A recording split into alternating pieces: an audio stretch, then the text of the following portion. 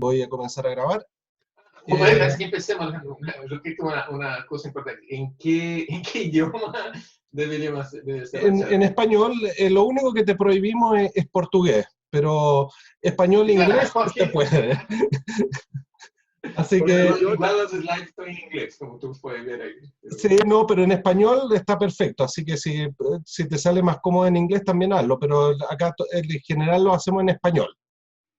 Ya, ok, no hay problema, yo hago en español y bueno, yo sé que de vez en cuando voy a tener que meter alguna palabra en inglés, pero... No, yo eso, creo los que no hay problema. anglosajismos acá se aceptan. Bueno. Súper, así que hoy día buenas tardes a todos los que están presentes, espero que estén muy bien. Este jueves tenemos nuevamente nuestra serie de seminarios del Departamento de Ingeniería Industrial y el Major en Investigación Operativa, y esta semana tenemos el gran placer de contar con el maravilloso investigador Tito Omen de Melo, quien es profesor titular de la Escuela de Negocios de la Universidad Adolfo Ibáñez, quien tiene un doctorado de una universidad excelente, el Georgia Institute of Technology, un PhD en Ingeniería Industrial. Viene de cerca la recomendación, así que... Excelente universidad, también estoy de acuerdo. Qué bueno. Y tiene un Bachelor in Science en Computer Science de la Universidad de Sao Paulo. Ha sido faculty en la Universidad de Ohio, en Northwestern University, y su investigación se enfoca en la optimización de sistemas bajo incertidumbre. Y estudia la teoría y algoritmos de optimización estocástica y la aplicación a distintas áreas como el manejo del riesgo, energía y transporte. Tenemos el gusto de tenerlos acá, y también él actualmente es codirector del programa de doctorado de Ingeniería Industrial y Investigación Operativa de la Universidad Adolfo Ibáñez, y en esta vez nos va a presentar su trabajo de investigación, A Data-Driven Approach for a Class of Stochastic Dynamic Optimization Problems, un trabajo conjunto con Tuener Silva y David Baldao de la PUCI de Río. Así que, Tito, un gusto tenerte acá, y todo tuyo para hacer la presentación. Muchas gracias. Bueno, gracias Alejandro por la invitación y por la introducción tan detallada y los halagos. Bueno, un placer estar acá y poder hacer el seminario para el grupo aquí de la Católica. Alejandro, solo para ver en términos de tiempo, ¿cuánto tiempo tenemos? Disponemos de 45 minutos, es decir, hasta las 2 de la tarde, generalmente son 45 minutos la presentación, y dejamos unos 15 minutos de pregunta y discusión. Y también podemos tener durante el proceso preguntas también. Ya, ok, solo para ver el tiempo. Ya. Bueno, como mencionó Alejandro, ese proyecto es en conjunto con mis colaboradores de la PUC de Río. Bueno, aquí un breve resumen de lo que vamos a estar discutiendo, ¿verdad? Vamos a estar hablando de problemas dinámicos estocásticos en general, después de modelo predictivo, después cómo integrar el modelo predictivo a modelos de multi-stage, ¿verdad? De múltiples etapas. Después vamos a hablar de modelos que son robustos respecto a la distribución, y cómo hacemos una evaluación out of sample, ¿verdad? Para determinar la calidad de las soluciones obtenidas. Bueno, entonces empezamos aquí hablando de problemas dinámicos estocásticos, ¿verdad? Bueno, ustedes están familiarizados con ese tipo de problema. Aparecen en muchos tipos en contextos distintos, ¿verdad? Entonces, por ejemplo, un contexto donde es muy utilizado es en modelos de energía, de planificación de energía hidroeléctrica. Entonces, la idea es decidir cuánta energía producir o almacenar, ¿verdad?, en cada mes, y obviamente los flujos de agua son inciertos, ¿verdad?, porque vienen de la lluvia mayormente. Entonces, y esa es una planificación que uno tiene que hacer pensando, ¿verdad?, típicamente lo se hace mensualmente, eso es planificación de largo plazo. Obviamente uno puede pensar también en agregar, ¿verdad?, energía solar, eólica, que también agregue incertidumbre, pero está esa característica de hacerlo en múltiples etapas, ¿verdad? Uno toma una decisión y revela la decisión después. Otro problema también es selección de portafolios, ¿verdad? Entonces, cuánta plata, ¿verdad? Cuánto dinero yo quiero invertir en cada mes, bueno, pero yo no conozco los retornos futuros, yo quiero rever esa decisión periódicamente. Otro ejemplo, alocación de agua, entonces, cuánta agua asignar a cada usuario, bueno, yo no sé cuál va a ser el suministro de agua y tampoco la demanda, entonces, outra vez caímos em um contexto de um problema que é dinâmico e estocástico. Então, vamos pensar que um problema em 2 etapas, o modelo clássico de 2 etapas, uno toma uma decisão, observa a incertidumbre, certo? E toma uma decisão para uma decisão de recurso. Não, uma vez observada a incertidumbre, eu posso ajustar minha decisão. Então, esse é o modelo clássico de 2 etapas. Bueno, la idea de múltiple etapa, obviamente, es extender esa idea, ¿verdad? Es simplemente decir, ok, entonces ahora vamos, una vez que yo tomo esta decisión, yo observo la incertidumbre otra vez, tomo otra decisión, observo la incertidumbre otra vez y hasta el final, cuando yo tomo la última decisión. Entonces, ese sería un problema dinámico en T etapas. Bueno, hay muchas herramientas para ese tipo de problema, ¿verdad? La programación dinámica es una, ¿verdad? Proceso de Markov, o muchos programación dinámica aproximada, algoritmo de aprendizaje, hay muchas maneras. Bueno, aquí queremos enfocar una particular que son modelos de múltiples etapas, ¿verdad? De optimización estocástica, multi-stage. Entonces, yo creo que vale la pena colocar aquí la formulación básica, ¿verdad? Uma noção genérica, digamos, de um modelo de múltiplas etapas, para ver como para definir a notação, basicamente. Certo? Então, aqui queremos maximizar, por exemplo, não pode ser minimização, pode poner maximização para quedar no contexto do exemplo que vamos trabalhar depois. Então, queremos maximizar, ¿verdad? Temos aqui as variáveis de decisão, x0 até xt, então temos uma função objetiva, um valor esperado, que tem uma função que é da primeira etapa, e aqui vemos, então, a função tem uma ganância, certo?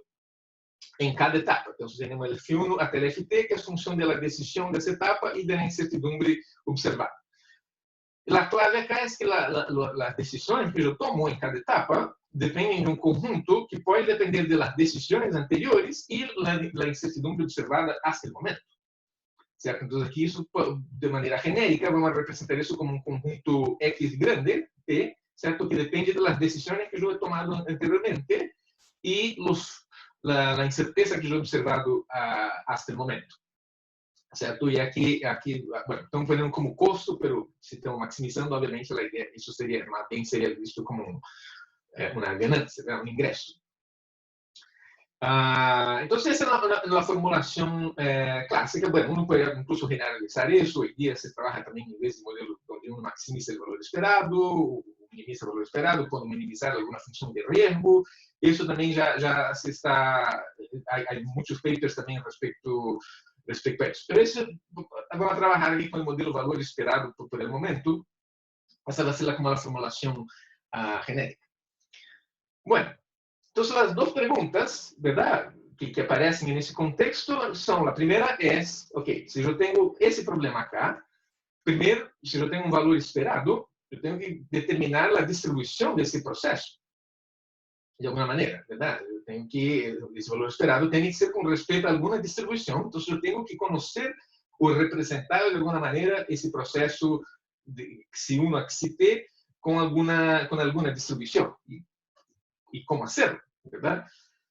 La otra gran pregunta que aparece, obviamente, entonces es, ¿y cómo resolver el problema? Una vez que yo tenga la distribución, ¿cómo resolver el problema?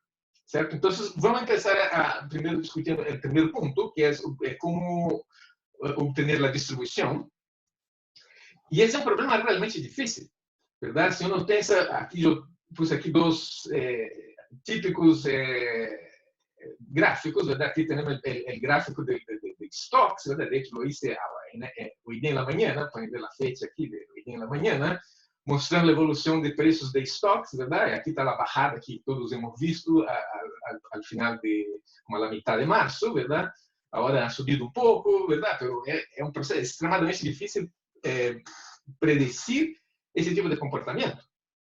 Aqui vemos outro caso onde esse também é bastante complicado, que é a distribuição de generação eólica, verdade? Então, aqui um gráfico mostrando que é um espaço aqui como de um dia, basicamente, verdade? Como cambia a geração de viento de uma turbina eólica.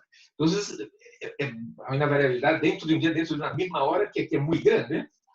Então, é difícil estabelecer um processo, verdade, que modele bem esse tipo de processo. Então, há muitas maneiras de representar isso, que han sido propuestas na literatura, certo? Então, os enfoques clássicos, um deles é construir o que se chama um árvore de cenários, certo? E a ideia de construir um árvore de cenários, como mostra a figura aqui à direita, certo? É dizer, ok, aqui minha etapa 0, verdade? Na etapa 1 posso ter 4 realizações possíveis, depois, em base a isso, tenho outras possíveis 4 realizações e assim por diante. Isso se abre como um árvore que vai crescendo de maneira exponencial. Bem, como se construye el árbol, uno puede pensar, bueno, voy a discretizar un proceso estocástico o hay métodos de moment matching, ¿verdad? Yo intento definir los escenarios aquí de tal manera que calcem com o primeiro e segundo momento del processo observado, por exemplo, ¿verdad?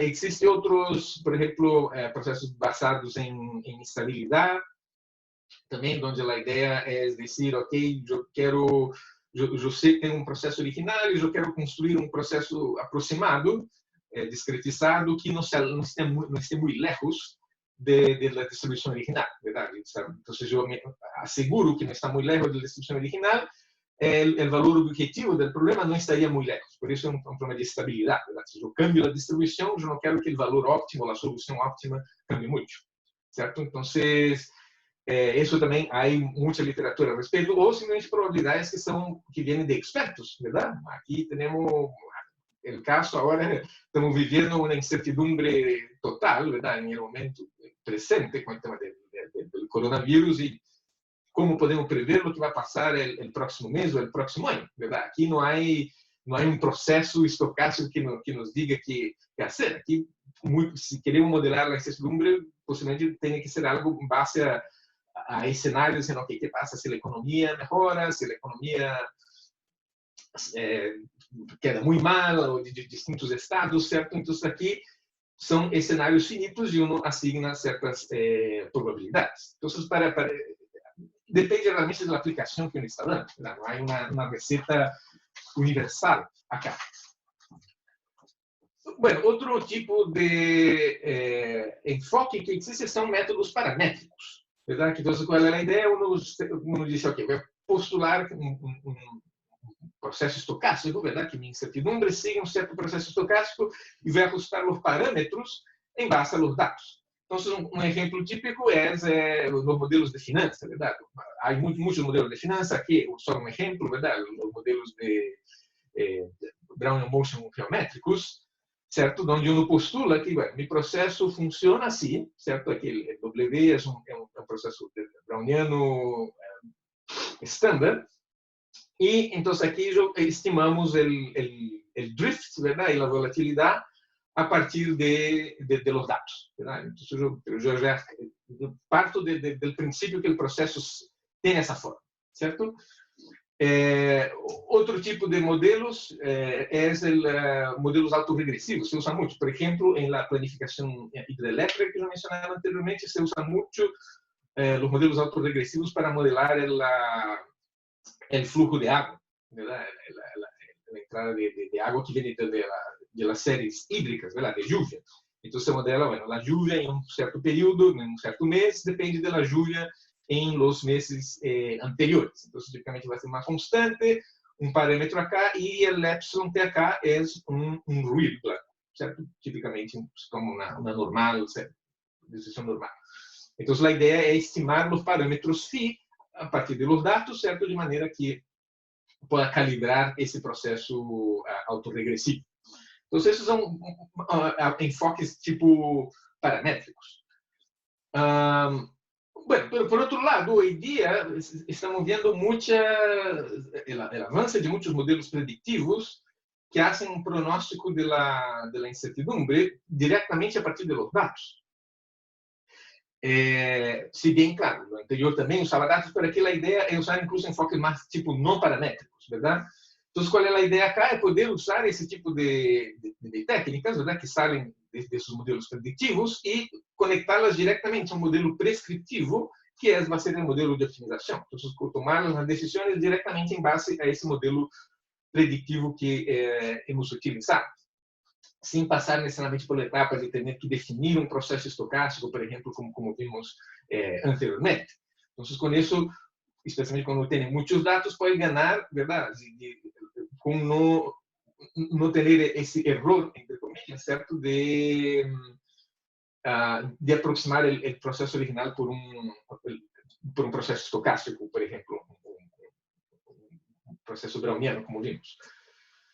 Bueno, entonces, o processo particular que estamos interessados acá vai ser um processo chamado um processo markoviano escondido, um hidden Markov, que é um tipo de modelo clássico que ha sido estudado há, creo que quase 50 anos, que, sin embargo, ha tenido gran...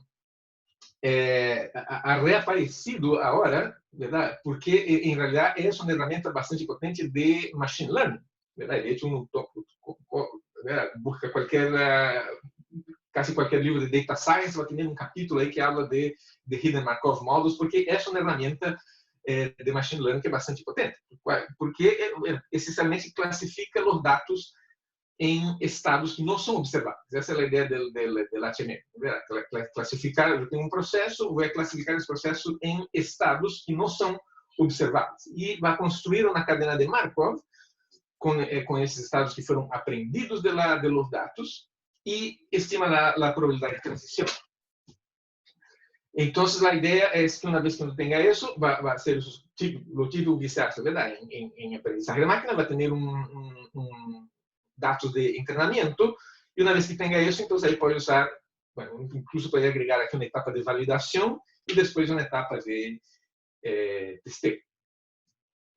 Bueno, então a ideia, só graficamente acá, verdade, para ilustrar como funcionam os métodos de hidden Markov, então aqui temos a cadena, esse KT representa a cadena de Markov, que está visitando estados que eu não observo, verdade? O que eu observo é o que está cá, é o XI, certo?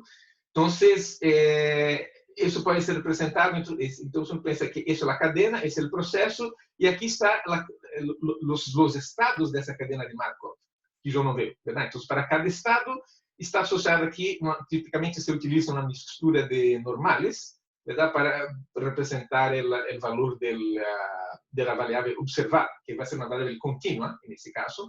Então, se representa como uma mistura de normales que dependem do estado, certo? Então, dado um estado, é uma mistura de normales. Então, a ideia, claro, não sabemos quais são essas normales, não sabemos os estados, e a ideia é estimar todo isso a partir dos dados. E isso é o que fazem as ferramentas de HTML, de hidden Markov. Estima não só as probabilidades de transição, sino também estima os parâmetros de essas distribuições normais que aparecem acá.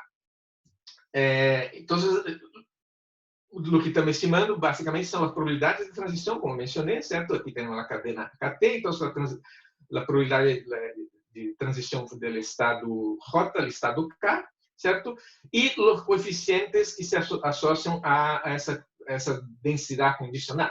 Dado o estado, há uma densidade condicional acá, então se estimam esses parâmetros. Isso é o que sai do algoritmo. Bueno, então, com esses parâmetros, verdade, então, podemos calcular qual é a probabilidade de que estamos em estado K, dado o que hemos observado. Recordemos que o único que observamos são os X's, não observamos o K, certo? Pero dado o que eu observado nessa hora, qual é a probabilidade que eu esteja em um certo estado K? Então, isso se pode estimar a partir do que vimos anteriormente, e uma vez que não tem essa informação, então, se pode predecir os valores del Xi T+1, certo? Que é o próximo valor, que eu não conozco, que geralmente esse é o pronóstico que eu quero fazer, certo? Por exemplo, basado em dados out of sample. Então, eu não calculo acá essas probabilidades que estão aqui, então eu quero calcular a probabilidade da distribuição de meu próximo ponto, dado o que eu observado, dado os parâmetros, certo? Então, aqui a probabilidade, são todos esses valores acá, são valores que vêm que são estimados por el processo de aprendizagem, ¿verdad? Del Hidden Markov. Então, fazer esse produto, aplicar montão de regras de Bayes acá para que poder fazer esses cálculos, mas são cálculos que você pode fazer, certo? E uma vez que não tem isso, então, dado qualquer processo, verdade, eu posso predecir o próximo valor, sem nunca haver observado os estados. Então, para dar um exemplo acá, verdade, em caso de mercados financeiros, onde isso é muito usado, essas técnicas de Hidden Markov são bastante usadas em mercado financeiro. Então, imaginemos que os estados são quando o mercado está, verdade, em modo bull, modo bear ou modo neutral, verdade? E para cada estado, então, nós vemos as probabilidades de que a transição seja hacia arriba, hacia abaixo, se mantenha. Esse seria um modelo bastante simplificado, verdade?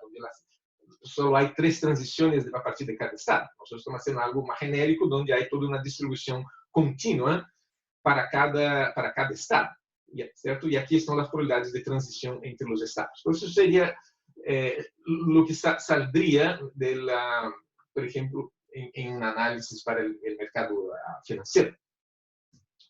Ok, então, uma propriedade importante que sai de los modelos de Hidden Markov que vamos utilizar es que la distribución del proceso, ¿verdad? Una vez que yo fijo un estado de la cadena de Markov, es independiente de los demás, ¿cierto? Entonces uno puede pensar eso como de esa manera, ¿verdad?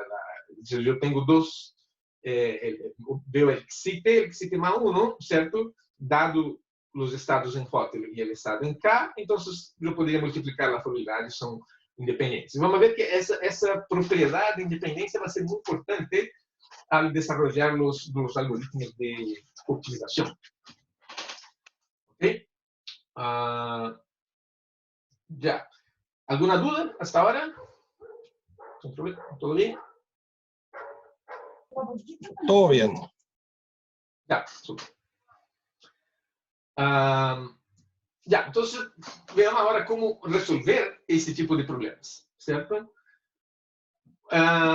Bem, resolver problemas multi-stage de maneira geral é bastante desafiante, verdade? Uma tarefa desafiante.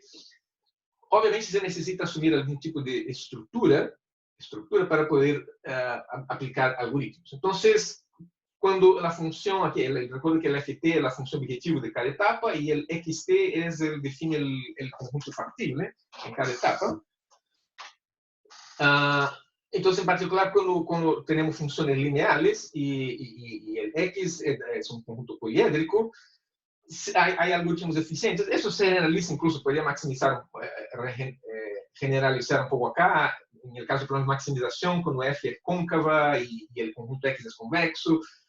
Pero tratemos el caso lineal por ahora, que es el más sencillo.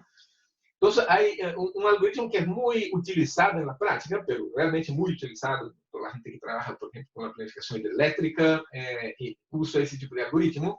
Es el algoritmo se llama Stochastic Dual Dynamic Programming, abreviado por SDDP.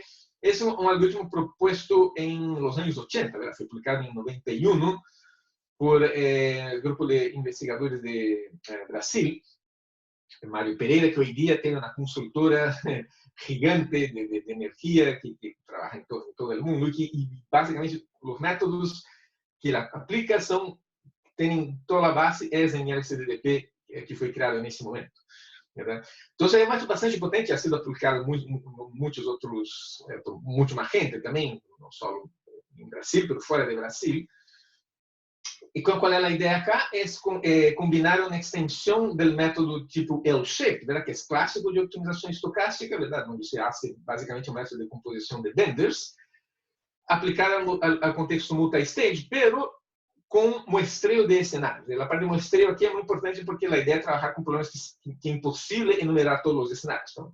Donde se trabaja con problemas, por ejemplo, problemas donde hay muchas etapas o muchos escenarios por etapa, ¿verdad? Eso es como vimos anteriormente, si uno trabaja con un árbol de escenarios, eso explota muy rápidamente.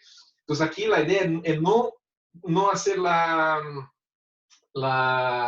enumeración de escenarios, sino trabajar con muestreos de escenario dentro de ese árbol. Como yo mencioné anteriormente, existen extensiones para cuando la función es cóncavo, el X es convexo. Una propiedad importante que el SDP utiliza, sin embargo, que es fundamental, asume que los procesos son independientes por etapa. El proceso, las variables de cada etapa, el XT, como llamamos anteriormente, es independiente de las anteriores. Eso parece más fuerte de lo que realmente es, porque muchas veces cuando hay dependencia uno puede hacer algunos trucos de modelamiento para representar solamente por ejemplo, un proceso autorregresivo, como vimos anteriormente. Uno puede hacer un truco de modelamiento y representar solamente el ruido blanco como la incertidumbre del problema, y entonces ahí el supuesto ya no es tan fuerte. Pero es importante recordar que para que funcione la cosa, el proceso de entrada del algoritmo tiene que ser independiente por etapas. Ok, dicho eso, entonces, ¿cómo funciona, verdad? El SDP en el caso del Hidden Markov. Bueno, en ese paper de Philpott y de Matos, ellos aplican el SDP a un proceso con una cadena de Markov conocida, no una cadena de Markov escondida, sino una cadena de Markov conocida. Entonces, la idea es, entonces, imagina, para cada estado fijo, ¿verdad? Fijo un estado J, y ahí yo voy a resolver, aquí en formato Bellman, ¿verdad? Del problema, que era maximizar mi ganancia actual más aquí el valor esperado de la ganancia futura. Bueno, ese valor esperado, ahí, con respecto al proceso, ¿cierto? O sea, ese E que está acá es con respecto al proceso, pero esa sumatoria que está acá con esa probabilidad toma el valor esperado también con respecto a la cadena de Markov, ¿cierto? Entonces, la cadena de Markov se mueve y el proceso se mueve. Entonces, el valor esperado, esa expresión completa es el valor esperado futuro, ¿cierto?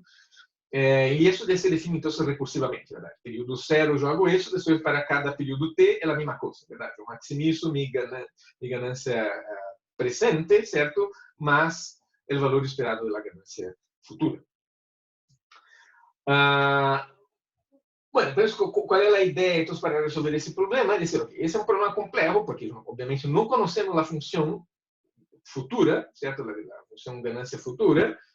Entonces, lo que se hace es aproximar por una función, pensamos que es una aproximación externa, ¿ok? Que es dada por el mínimo de funciones lineares. Vamos a mostrar una figura ahora para quedar más claro. Entonces, imaginemos que la función azul acá es una función verdadera que yo no conozco, ¿cierto? La función de ganancia futura. Entonces, yo voy a aproximar por esa función verde, una muy mala aproximación, pero es una aproximación inicial, ¿verdad? Aproximo por esa función verde que yo sí conozco. Entonces, ahí la idea es decir, ok, en base a esa función verde, que es una mala aproximación, voy a tomar aquí, voy a aproximarla por un corte, ¿verdad? Una función lineal. Pues ahora tengo una aproximación que es aún peor que anteriormente, ¿cierto? Si la verde ya era mala, la roja, aproximarlo con la roja, es aún peor, obviamente. Bueno, pero ahora, en base a esa aproximación, voy a obtener una nueva aproximación verde, ¿verdad? Haciendo a través de ese método recursivo. Yo estoy reemplazando eso ahora por una función que es conocida, porque es una función lineal, ¿cierto? Entonces yo puedo obtener una nueva aproximación. Entonces, en ese caso, va a ser ahora esa función 2 que aparece acá, ¿verdad? La función verde. ¿No?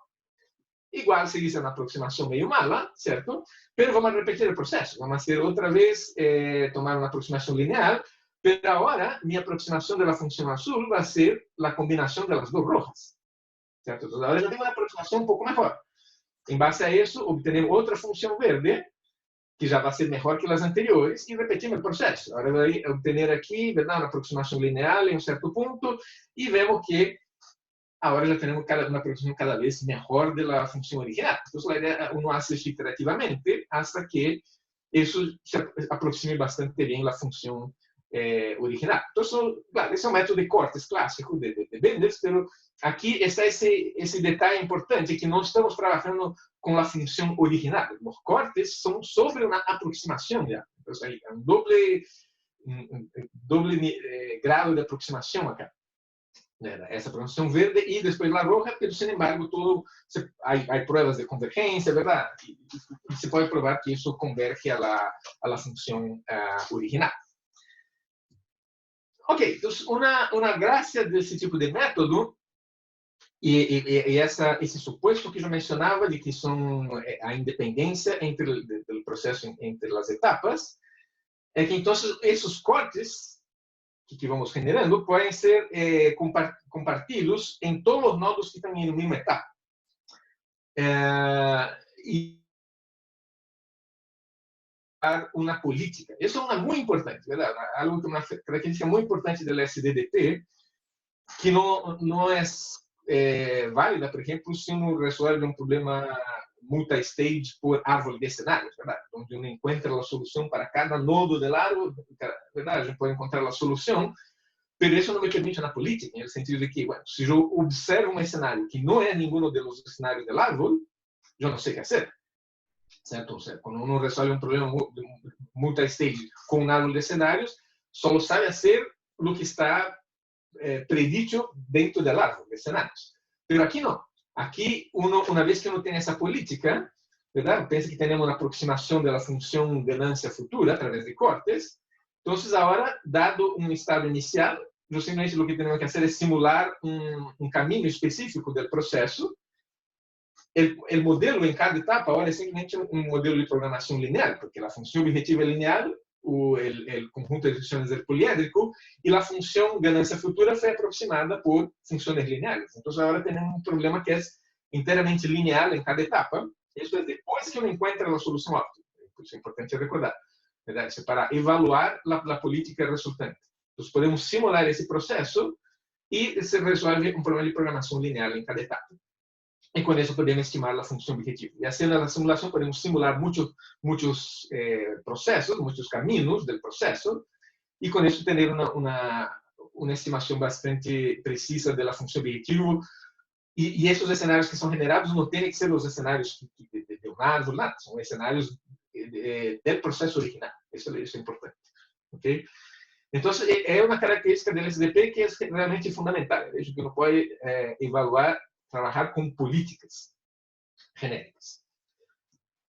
Ok. Bueno, pero en nuestro caso, estamos diciendo acá, dado el estado inicial de la cadena de Markov, ¿verdad? Vamos a simular el proceso y resolver los tests, pero los estados no son observables, ¿verdad? Entonces, ¿cómo hacemos? Bueno, tenemos que utilizar algún método para determinar el estado inicial. Un método clásico es usando las probabilidades que tenemos generadas por el método, podemos calcular cuál es el estado que tiene mayor probabilidad de ocurrencia, dado lo que yo he observado hasta ahora. En el caso inicial, cuando realmente tem el tiempo cero, no he observado nada, simplesmente veo cuál es entonces el estado más probable. ¿Ok? Que tiene mayor probabilidad y va a tomar ese como estado inicial. O sea, otra técnica que se utiliza bastante en Machine Learning, ¿verdad? Tomar el estado, calcular la probabilidad de cada uno y clasificar como el estado que tiene mayor probabilidad. Entonces, bueno, pero ¿cómo podemos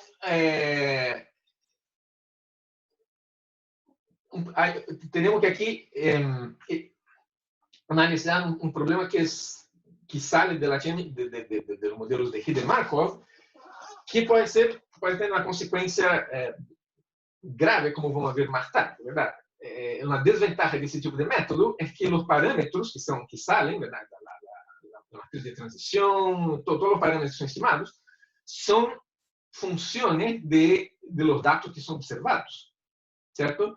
Entonces, para esos datos que son observados, el proceso funciona súper bien, es un excelente ajuste, pero puede haber un problema aquí de lo que se llama un problema de overfitting, ¿cierto? Yo estoy ajustando mis parámetros solamente para esos datos, pero ¿qué pasa si yo observo, en la práctica vamos a querer calibrar todo el proceso, ¿cierto? Para poder usar con nuevos datos, no para los datos que fueron usados, para estimar los parámetros de la cadena de Markov, certo? Então, aqui, se utilizamos diretamente, vamos terminar com o problema de overfitting. Então, e isso entonces, lo que vai causar um problema de um desempenho malo out of sample, ¿verdad? Porque, claro, os parâmetros foram calibrados para um certo conjunto de dados, ao usar com outro conjunto de dados, bueno, talvez não vá funcionar tão bem. Então,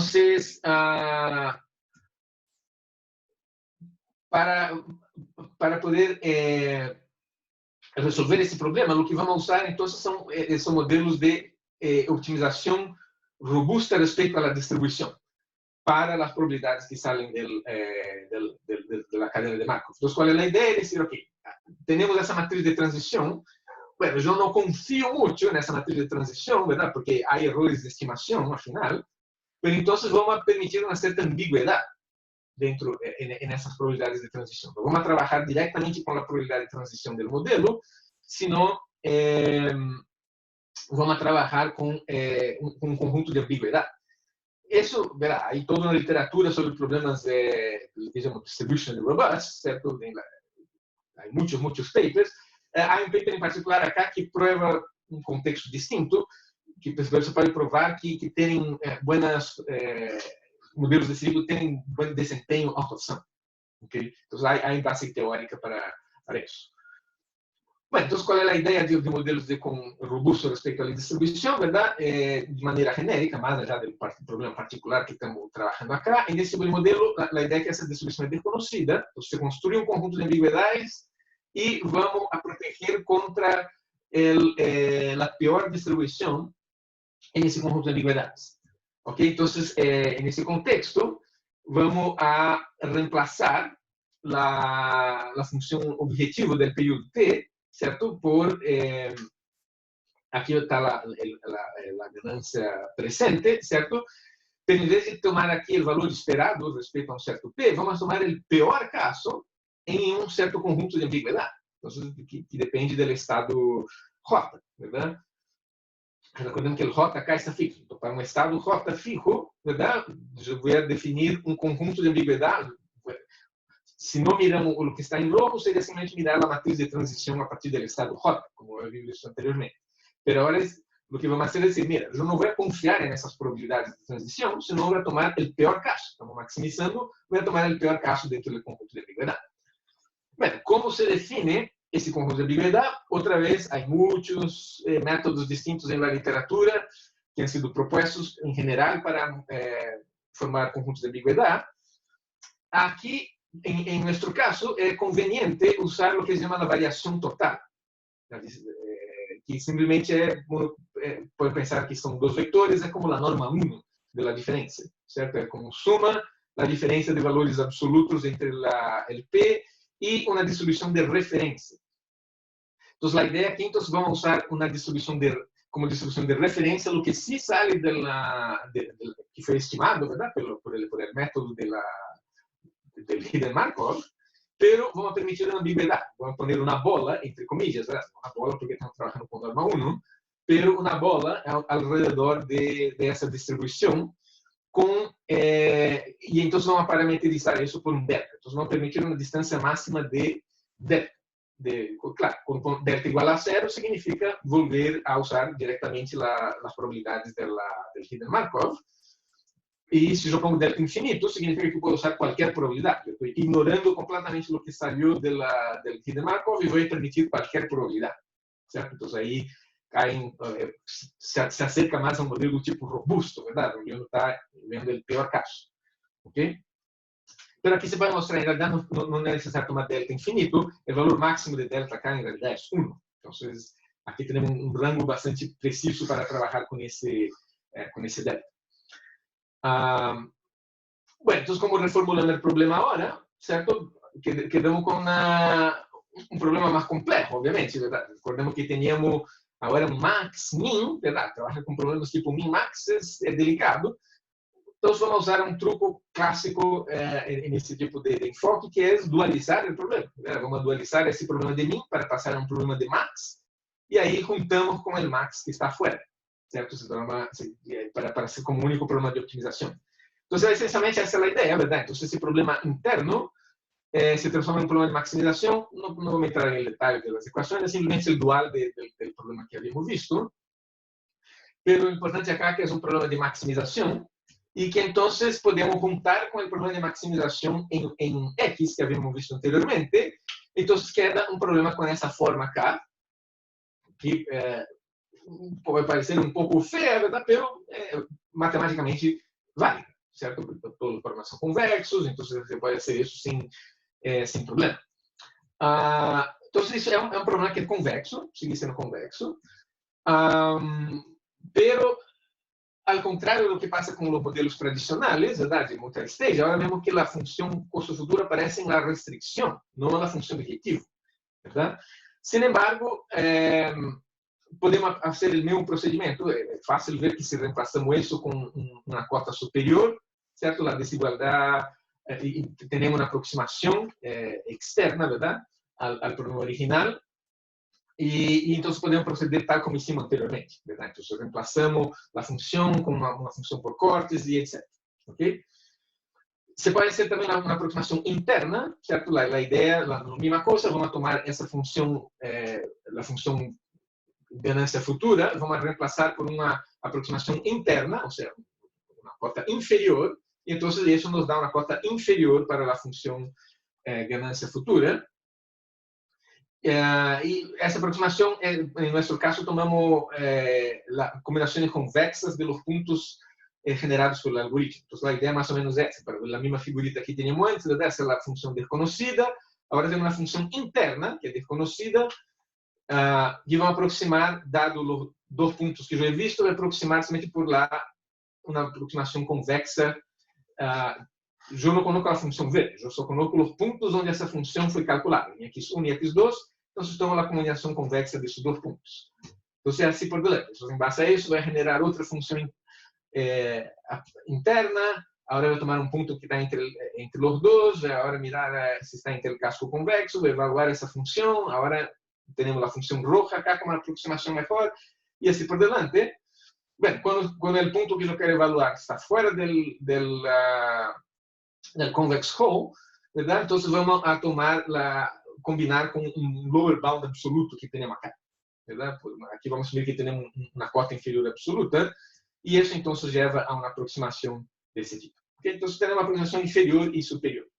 Esa es una idea que ha sido desarrollada en la literatura. Nuestra es un poco distinto. En ese paper de Philpott, la aproximación interna requiere un número exponencial de aproximaciones, para el caso que el punto no está ahí en el convex hull, ¿verdad? Y ese otro paper de Bauk, ellos proponen acotar la función a través de constantes de Lipschitz, ¿okay? Cuando está fuera del convex hull, se acota a través de constantes de Lipschitz, pero son métodos similares. Nuestro método en realidad es similar, de cierta manera puede ser visto como equivalente al método de Bauk, ¿verdad? Pero de cierta manera una visión dual de lo que él propone.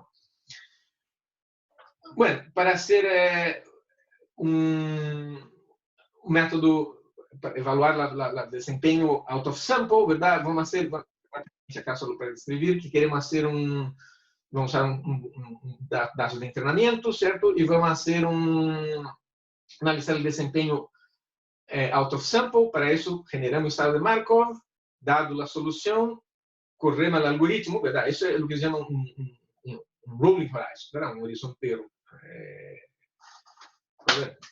Entonces, dada la solución, entonces la idea es correr el algoritmo múltiples veces. Corremos el algoritmo de multi-stage, pero lo corremos varias veces, ¿verdad? Siempre implementando la decisión de primera etapa. ¿Okay? No vamos a entrar en el detalle de eso. Entonces, pero yo quiero seguir pocos minutos acá, yo aquí en 3 minutos creo que podemos comentar sobre ese caso de estudio, que es aplicar un problema de asset allocation, ¿verdad? Dinámico. Entonces, la idea es encontrar cómo yo invierto, ¿verdad? Las inversiones XT que maximizan la riqueza final, ¿verdad? Y tomando en cuenta los costos de transacción en cada periodo. Y de aquí vamos a modelar los retornos como usando directamente de los datos, usando la cadena de el proceso de Hidden Markov, ¿cierto? Y ahí usamos métodos de literatura donde dice, se usan los logs, los retornos son los logs de los logaritmos del retorno, son multivariados gaussianos. ¿Okay? Y bueno, vamos a incorporar una recepción de riesgo acá también, para decir que el cebar, ¿cierto? De la riqueza que yo tengo ahora, menos lo que tenía antes, menos lo que tengo ahora, es máximo dado por ese valor. O sea, eso lo que está diciendo es que essa é a riqueza que a diferença, na verdade, eu tenho que tenho agora, eu não quero é o máximo de perda que eu posso aceitar. Então, se gama é zero, significa que eu quero acotar a probabilidade que eu perda a plata, certo? Com alfa, e se gama é 1, eu sou bastante averso a risco, e se gama é 1, não me importa, eu sou totalmente risk neutral, certo? No impongo nada de riesgo. Pero pensemos solo que ese parámetro gamma es aversión a riesgo. ¿Okay?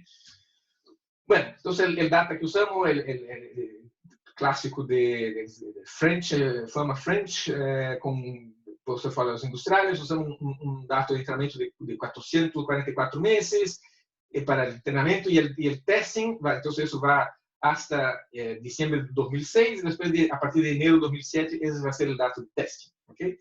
Con un rolling horizon con 16 etapas. Y vamos a comparar con los portafolios que son equal weighted, ¿verdad? Son portafolios son del mismo peso en cada activo, que en la literatura ha sido bastante estudiado y mostrado que son bien competitivos. Entonces veamos primero acá cómo funciona, aquí solamente como el Hidden Markov está modelando el proceso, ¿verdad? Entonces aquí vemos los estados, y aquí vemos, por ejemplo, la serie con equal portfolio, ¿cierto? Las asignaciones iguales. Vemos que aquí es justamente cuando hubo la crisis de 2009, ¿verdad? Vemos que hubo una bajada grande y vemos que los estados, ¿verdad? El estado 3 aquí es el estado donde las cosas van mal. El estado 1 es el bull market, las cosas van bien, y el estado 2 es un estado intermedio. Entonces vemos que está capturando realmente, ¿verdad? El modelo de Hidden Markov está capturando que cuando el mercado bajó, vemos aquí que las probabilidades, que el eje vertical de la probabilidad del estado malo es mucho más grande, ¿verdad? Después cuando las cosas empezaron a mejorar, la probabilidad del estado bueno aumentó, ¿verdad? Entonces el modelo está, los estados escondidos, ¿verdad? Del modelo de Markov están capturando el comportamiento del mercado. Aquí solo para mostrar un ejemplo de cómo sale el portafolio óptimo, ¿verdad? En función fijemos un valor de gamma acá, por ejemplo, ¿cierto? Que es la versión a riesgo, y vemos que con el delta es 0, recordemos que confiamos 100% en lo que fue dado por el modelo de Markov, pero con el delta es más alto, ¿verdad? Somos más averso a riesgo, o sea, no confiamos cada vez menos, ¿verdad? En la cadena de Markov. Entonces vemos que el portafolio, si yo no confío nada, el portafolio típicamente va a poner todo en el activo que es libre de riesgo, que es el activo naranja. Si yo no confío nada en mi estimación de Markov, bueno, voy a poner todo en el libro de riesgo. Aquí vemos la política óptima sin ambigüedad, ¿verdad? O sea, si tomamos directamente los valores estimados de la cadena de Markov y resolvemos el problema de portafolio óptimo, lo que sale es esa curva negra que está acá, ¿cierto? Que si bien logró baja y después sube, pero igual está perdiendo del caso donde que la curva donde se asigna valores iguales a los portafolios. Entonces es un desempeño que es inferior a simplemente alocar lo mismo a cada portafolio. Y vemos por qué, ¿verdad? La cadena de Markov quedó como un proceso de bang acá, ¿verdad? O yo tengo todo en la high-tech o todo en el libre de red, ¿verdad? Esa es mi asignación, ¿verdad? Mi portafolio, directamente en porcentaje. Entonces, o todo azul o todo naranja, ¿verdad? Y algunos pocos en intermedio. Entonces, ese proceso tipo bang no funciona muy bien. Sin embargo, quando consideramos a ambigüedade em la estimação das probabilidades, temos algo que é muito mais balanceado. Então, aqui vemos que, efetivamente, independente de onde estamos, certo? Sim, a maior parte do tempo temos um portafólio bastante balanceado, ¿verdad? Entre o azul, o verde, o amarillo e o gris, certo? Exceto em el tempo de crise. Aí, claro, quando chegou a crise, puso todo em el livro de riesgo, que é para evitar perdas. Podemos falar aqui de risk return, mas já estamos fora de tempo, só para mostrar aqui, analisar o risco por retorno, ¿verdad? Entonces aquí estamos planteando el CVaR con el retorno esperado, que los puntos acá son los mejores, ¿verdad? Donde yo tengo menos CVaR y tengo más retorno, y eso corresponde efectivamente a un valor de delta acá 0,3, ¿verdad? Que entonces que domina de cierta manera los otros portafolios, incluso el que pone valores iguales en todos los activos, que es lo que está acá. Então, só para concluir, verdade, essas técnicas preditivas podem ser muito úteis como input, verdade, a los modelos estocásticos, especialmente quando o processo não é IID. Os métodos que são robustos respeito à distribuição, eu creio que pode ser uma ferramenta útil para proteger contra erros de estimação, verdade, que, por exemplo, vimos o caso do Hidden Markov, que há erros de estimação, então proteger-se contra esse erro, como vimos, pode ser bastante eficaz.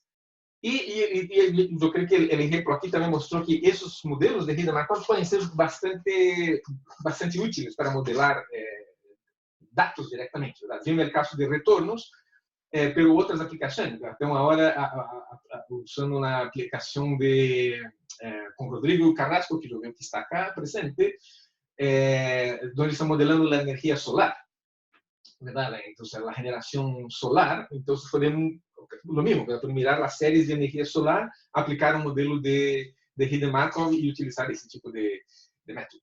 ¿Ok? Así que con eso termino. Muchas gracias. Muchas gracias, Tito, por todo. Yo creo que tenemos tiempo para algunas preguntas, así que primero que nada un aplauso virtual a Tito por el tiempo y todo. Gracias, es decir, fue muy interesante y hay tiempo para preguntas. Yo sé que Matías tenía una pregunta en el proceso, no sé si la quieres hacer ahora, Matías.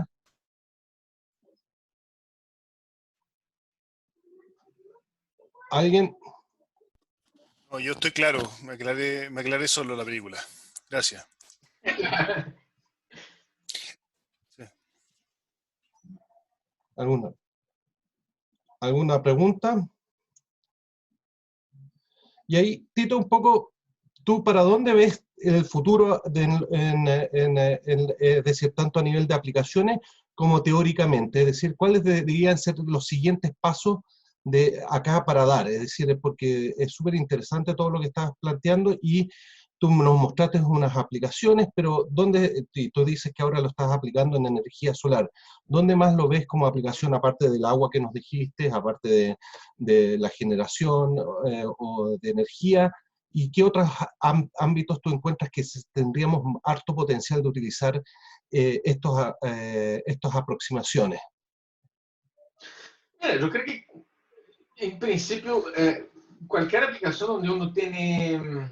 O sea, hoy día, claro, cada vez la disponibilidad de datos es cada vez más grande, ¿verdad? Y la cantidad de técnicas predictivas, como mencionamos, del cual, ¿verdad? El Hidden Markov es un ejemplo, pero hay un montón de técnicas que están apareciendo cada día, ¿verdad?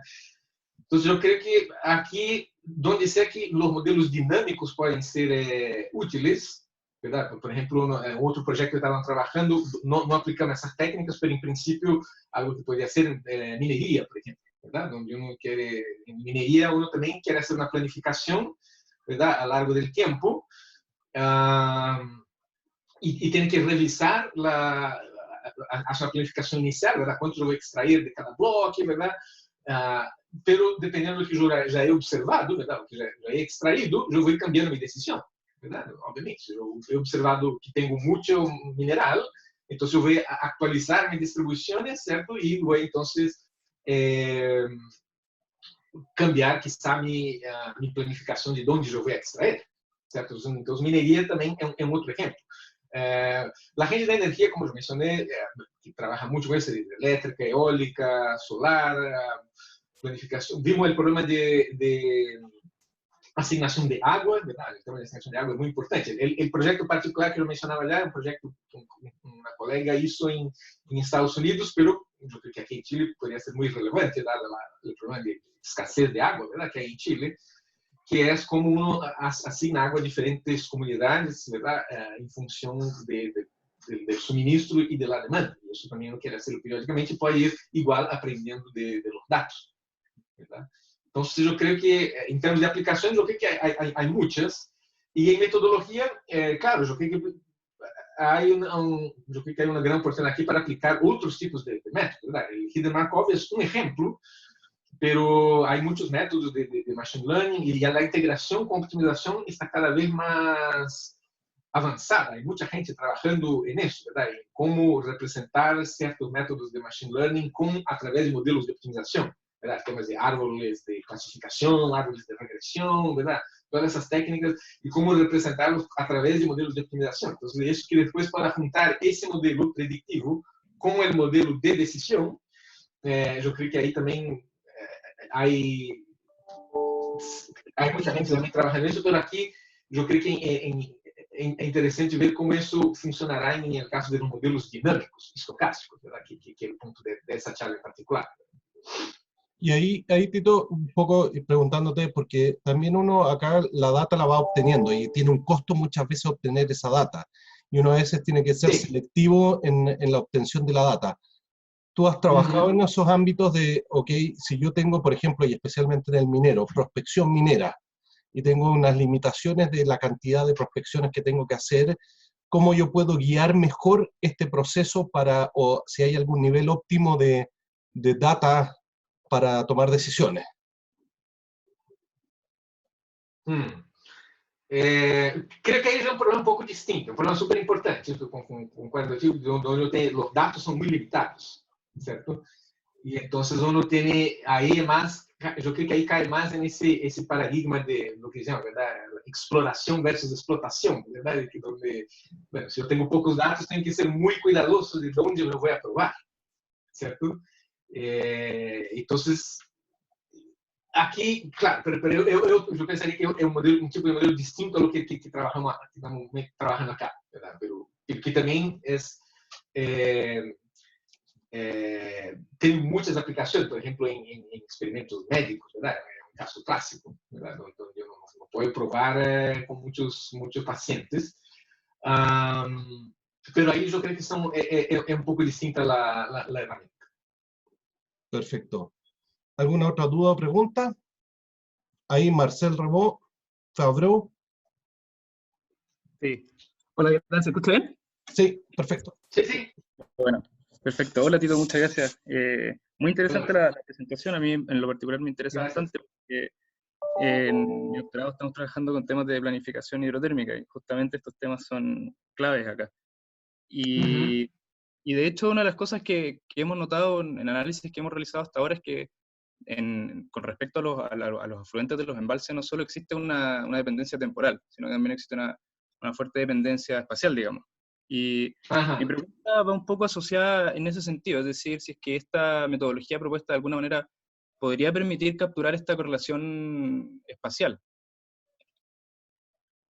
Eu penso que sim. Eu creio que, em princípio, eu creio que não poderia aplicar o método de Hidden Markov. Talvez vai ter o espaço de estados, talvez vai ser quizá um pouco mais grande, ¿verdad? Os estados escondidos, porque de certa maneira tem que representar também a ubicação geográfica, certo? Penso que essa poderia ser uma maneira. Sin embargo, existe também há outros tipos de modelos. Eu sei que, por exemplo, essa empresa que eu mencionava anteriormente, a PCR de Brasil, eles trabalham com modelos que também são tipo de aprendizagem, usam métodos de machine learning, verdade? Em otimização, não são modelos de Hidden Markov, senão são como redes bayesianas. E o modelo deles diretamente toma em conta tanto o aspecto temporal como o geográfico. Então, por exemplo, a correlação que pode haver entre uma usina, uma planta eólica e uma planta hidroelétrica, ¿verdad? Porque estão ubicadas proximamente. Eso se hace con redes bayesianas. Y se puede, ¿verdad? Ellos usan, de hecho, la optimización que ellos usan también es a través del SDP, pero ellos adaptan esa estimación que viene de las redes bayesianas al SDP, en el caso de ellos. Pero es algo que ellos están haciendo. Perfecto, Gustavo. Ya, gracias. Oye, muchas gracias, Tito. Muy interesante la charla. De hecho, te cuento, habían hartos estudiantes de mi curso de programación estocástica, así que estuvo súper bien para el curso, digamos. Bueno. Sí.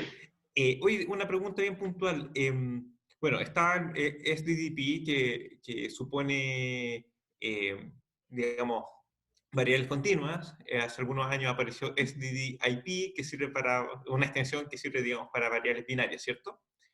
Mi pregunta es, ¿tú consideras que podría extenderse esta metodología a variables binarias, así como pasó con SDDP? Porque obviamente la complejidad o la parte que sí. Yo mismo no he trabajado con el SDDIP, ¿verdad?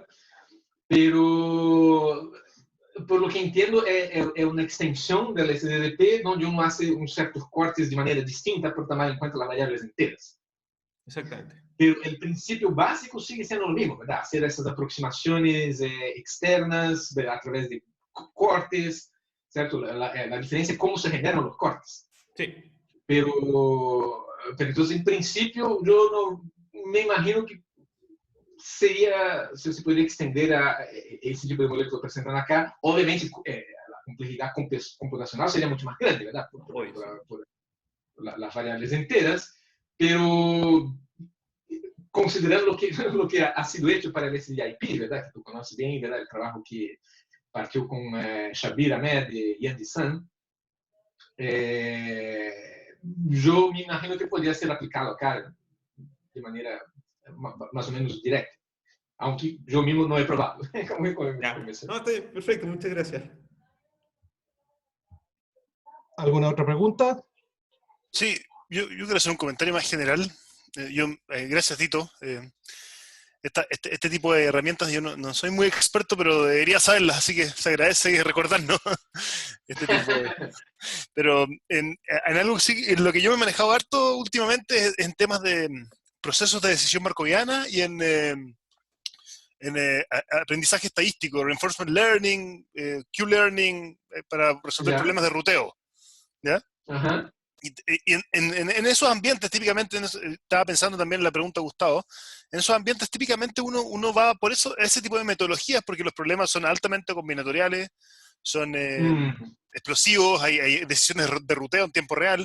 Entonces, este tipo de enfoques que son tan teóricos y tan bonitos, en términos teóricos, de repente creo que no tienen posibilidad de competir. No sé, esa es mi impresión. Era con respecto a la pregunta de Gustavo, ¿cómo los podemos llevar a ese mundo? Porque entiendo que en variables continuas, por ejemplo, en niveles de estanques, por ejemplo, luz solar. Todo lo que yo describí acá es contigo, ¿verdad? El problema de finanzas, el problema de eléctrico, todo es contigo. Sí. ¿Qué es lo que se puede hacer? No sé, con respecto a la pregunta de Gustavo también, se puede llevar, pero ¿cómo lo podemos... Sí, ¿Cómo lo podemos hacer trabajar ahí? Mira, es un desafío. O sea, piensa que si bien el SDP fue propuesto, ¿verdad? Hace casi 30 años, hasta el paper ese que salió de Shabir Ahmed con Andy Sun fue, yo creo que en 2016, 2017. Fue el primer paper que propuso una posible extensión del SDDP tradicional, ¿verdad? Sin nada de Markov models, nada, ¿verdad? El SDP clásico, simplesmente extenderlo entero, y aún así era con un truco que tenía que tomar las variables enteras, representar como variables binarias, había que hacer una serie de... Entonces, yo pienso que es un proceso que aún está bastante en desarrollo, ¿verdad? Lamentablemente, Shabir ya no está entre nosotros, ¿verdad? Está impulsando bastante esa área. Pero hay otras personas que están tomando eso, pero es un proceso que es muy reciente. No sé, en ese momento no creo que sea competitivo a nivel de lo que estás diciendo tú, ¿verdad? Hacer algo como problemas combinatoriales gigantes. pienso que en el estado actual aún no. Puede ser que a medida que avance la cosa, ¿verdad? Que esos modelos, la integración con la programación entera mejore cada vez más, ¿verdad? Hay muchas cosas en programación entera estocástica general, pero en el caso de modelos multi-stage con entero, que es muy, muy desafiante, como yo decía, hay poco, ¿cierto? Entonces, pero a medida que eso se desarrolle más, quizá los modelos se van a ser un poco más competitivos. Pero en ese momento, claro, se necesitan realmente otras herramientas para el tipo de problema que está diciendo tú. Es que yo veo el problema como... Hay un tema de fondo, como el espacio de estados, veo las variables de estado en estos problemas, y cuando tú tienes un estado que es un vector binario, o sea, yo he estudiado también problemas two-stage en algunos papers, son súper interesantes teóricamente, pero el hecho de tener esos estados binarios, la explosión combinatorial que te genera hacia adelante, en varias etapas, hace que Sí, es difícil. O sea, tiene una maldición de la dimensionalidad, como en la jerga de programación, o sea, programación dinámica que es muy compleja y realmente no sé cómo, o sea, mi punto es si la investigación debiese ir hacia acá, hacia este tipo de, como hacia la extensión de esto a problemas enteros, no veo cómo poder llevarlo a la práctica. No, como lo mencionaba, porque hay un esfuerzo en ese sentido, ¿verdad? De tratar de modelar, buscar adaptar esos problemas a problemas enteros. O sea, el problema de la explosión, el curse of dimensionality, existe aún para problemas continuos, ¿verdad? Hay que empezar por ahí, ¿verdad? O sea, esos son problemas dinámicos estocásticos, ya es una clase difícil de problemas, empezando aún los problemas continuos, ¿verdad? Cualquier problema de programación dinámica, aún sin integralidad, uno sabe que hay un curse of dimensionality, ¿verdad? Entonces, el SDDP busca maneras de intentar, ¿verdad?, mitigar un poco esse curse of dimensionality, hacer esse processo de muestreo, pero tampoco é a receta mágica, ¿verdad? Entonces, claro, una vez que uno tiene un problema que ya es muy complejo y agrega encima de eso todo el tema de la integralidad, realmente esos problemas son muy, muy, muy difíciles, ¿cierto? Y sí, puede haber una explosión, porque el problema principal, o sea, no solo el espacio de estados, como decías tú, ¿verdad? Pero una vez que uno tiene integralidad, toda la convexidad se cae. ¿Cierto? Todas esas funciones que hablamos aquí, la función de ganancia futura, ya no son convexas, ¿verdad? Porque son problemas enteros, la función no hay nada convexo. Por eso la dificultad incluso de generar algún tipo de método de aproximación.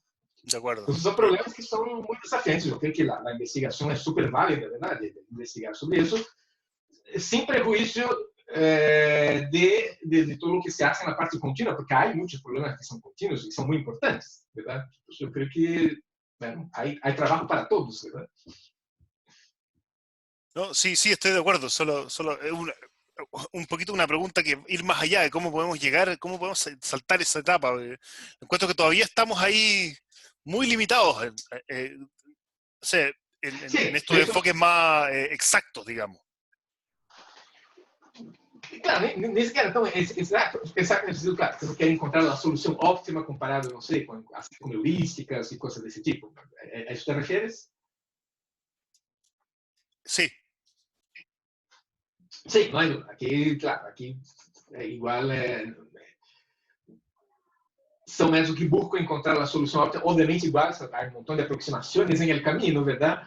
Y uno posiblemente no va a encontrar la solución óptima, porque con todo ese tema del muestreo que hay en ello, típicamente lo que uno, máximo que uno puede decir es un cierto intervalo de confianza para el gap de optimalidad, ¿verdad? Pero ni siquiera acá, en ese contexto, uno encuentra la solución óptima, ¿verdad? Porque hay mucha aleatoriedad acá, hay todo el tema de cómo uno construye essas aproximações que estão sendo a partir dos dados originais, depois a aproximação dentro do próprio algoritmo do SDDP. Então, aún acá, com o caso contínuo, uno tampoco tem a solução óptima, ¿verdad? Pero por lo menos pode dar um gap de optimalidade. Pero em los problemas de lo que está dizendo tú, eu creio que por ahora, claro, muitas vezes há que hacerlo a través de algum tipo de heurísticas e tentar mostrar certos bounds, ¿verdad? De que essas heurísticas funcionam, ¿verdad? Que no están muy lejos del valor óptimo, cosas de ese tipo. Pero sí, creo que hay un camino largo acá para que ese tipo de método que yo hablaba acá pueda resolver esos problemas combinatoriales grandes que mencionas tú. Muchas gracias. Excelente. ¿Alguna otra pregunta? Ya te hemos quitado harto tiempo, Tito, así que queremos darte un aplauso. No, gracias a ustedes por la oportunidad. Oye, no, 1.000.000 de gracias por tu tiempo, excelente presentación. La vamos a dejar disponible ahí en nuestro canal de YouTube, así que si te después mandas a tus alumnos a aprender ahí y te ahorras una clase, Tito, ahora. Buena Sí. idea. Oye, Alejandro, faltó el botón con los aplausos que tiene Zoom. Sí, Para no, poner sí, aplausos. sí, Que yo sí. Ah, no ¿Hay los botón tengo. de aplauso? Sí, creo que si tú te metías en la configuración, ahí ponís unos iconos de aplauso y otros más. Sí, vamos Ah, a ya. aplaudir. Perfecto, sí, no, sí, ahí vamos a tener, no sé, aquí hay unos que se colocan ahí. Ahí está, ahí lo tenéis. Ah, Exacto. ya. Esa ¿Dónde? idea, claro. ya, me considero aplaudido. Exacto. Muchas gracias. Así que muchas gracias, Tito, que estés muy bien, cuídate y estamos en contacto. Así que éxito Sí, por y supuesto. felicitaciones nuevamente por el excelente trabajo, súper bueno. Excelente. Muchas gracias a ustedes por llegar aquí a asistir. No, al contrario, gracias a ti, te pasaste, ¿eh? Chau, chau, un abrazo. Chao, chao. Un abrazo. Chao. Chau.